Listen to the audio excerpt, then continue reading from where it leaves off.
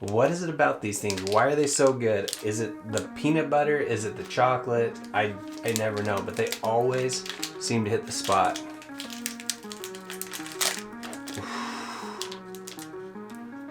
Look at that.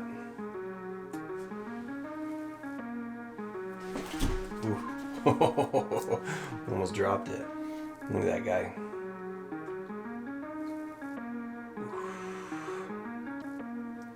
Down the hatch.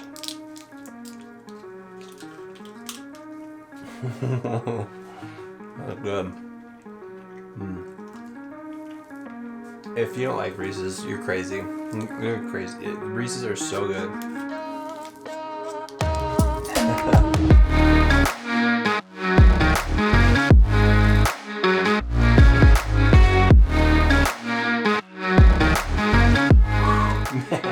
After eating those Reese's, it's just,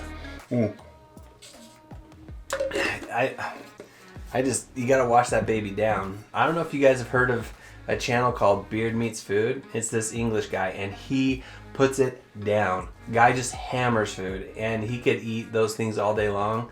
But I don't know, after one, well, let's take that back. After 2 of those peanut butter cups, I have to really wash that baby down. Yeah, today we're going to be talking about something a little bit different. So I had this project this week and it needed to be done it was coming up on the deadline. I'm sure you felt that pressure before. I had one this week. It was for a company. They had a bunch of on-site pictures that needed to be done and turned in, and I was super behind. You have a deadline and you're super behind. So what do you do for photo editing? Mass edit, right?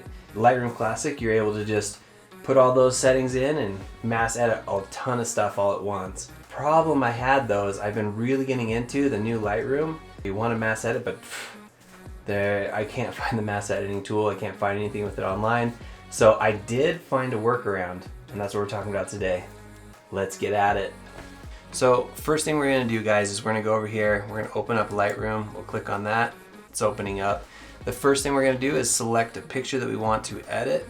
And then we'll go through the editing process and make it look the way we like, and then I'll show you how we do that workaround. So down here you can see I have a bunch of pictures from my thumbnail from last week. So let's go ahead and start with this one right here. So typically with this, I would first like to adjust the S-curve just a little bit. I'm sure you guys are already aware that having a little bit of an S-curve gets those darks and those lights pretty even. So right about there, I'm liking that. Next thing I'm going to go to my straighten. I'll pop it to original, hit the auto, and then I always check it. So you can see the door frame right here. I'm going to use that as a template, and right about there, I like that. So let's see how that looks. Yeah, I'm happy with that. So next we're going to go down here. I like to pop the vibrance a little bit. We'll go to 10 just to bring those colors out. And then next we're going to scroll all the way down here. We'll do a little bit of sharpening, denoise, and then we're going to remove the chromatic aberrations and enable the lens correction. So obviously I'm shooting on the Sigma 24-70 f.8.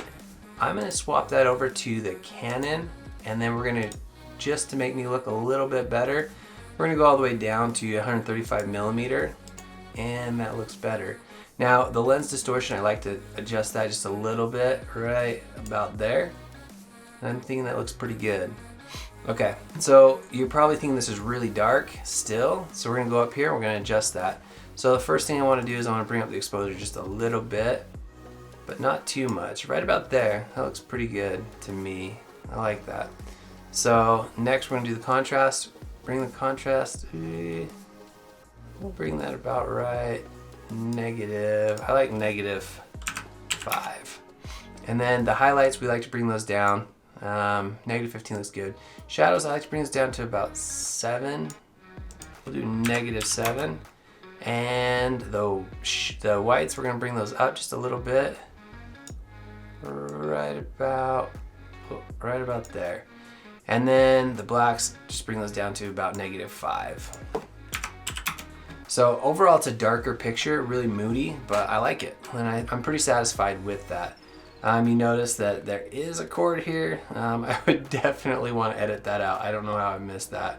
But anyways, going along with that, we're just going to go ahead and show you the cool workaround trick. So this is the part where typically I would export this picture along with all the other ones that I want to batch edit, and then I'd have to import them from that folder that I exported them to into Lightroom Classic. So Lightroom Classic right here, everyone knows how to batch edit on there. It's really simple. It's an awesome tool, very useful. It's a lot of work to export, to import, to batch edit, then export again. So a workaround that I found, and I think it's super, it's kind of silly how simple it is, but it works. And I'm gonna show you that right now. So buckle up, let's go. Here we go, guys. So what you're going to do on Mac, you'll do Command C, so you're gonna copy, and on Windows, you're gonna do Control C. So you can see right there, it said copied edits. We'll click on the next frame, and you're gonna notice this right here. Here's all of our settings. We obviously went through and adjusted a bunch of stuff. So here on the next picture, you can see nothing has changed. Everything's just as it would be imported. So now we're gonna do Command V on the Mac and then Control V on Windows. And you can see it automatically adjusts all that stuff. Obviously we're looking pretty yellow. We would have to adjust that, but you can see that you're able to do that on every one of these.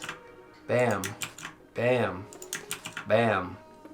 So the thing that's really important to note, and I think that this is something that, one more, bam. Something that you really should note and keep an eye on is it didn't adjust for the crop, nor did it straighten the picture.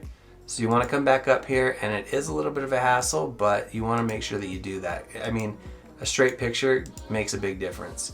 And then always check it. So right about there I'm happy with. Obviously with this one I would crop it in just a little bit and enter, bam. But you can see how easy that was, and it saved me a lot of time. Hopefully this will save you some time. Yeah, get you guys making those edits a little bit quicker. Okay guys, hopefully this saved you some time on your editing process. I know sometimes we get backed up in our projects and we have a lot of stuff waiting in queue. So this may make things quicker for you, and if it does, give me a thumbs up. I'd really appreciate it. And if you had a good time watching the video and you thought it was somewhat helpful, you may consider subscribing. I would really appreciate it. But until next time, let's get at it.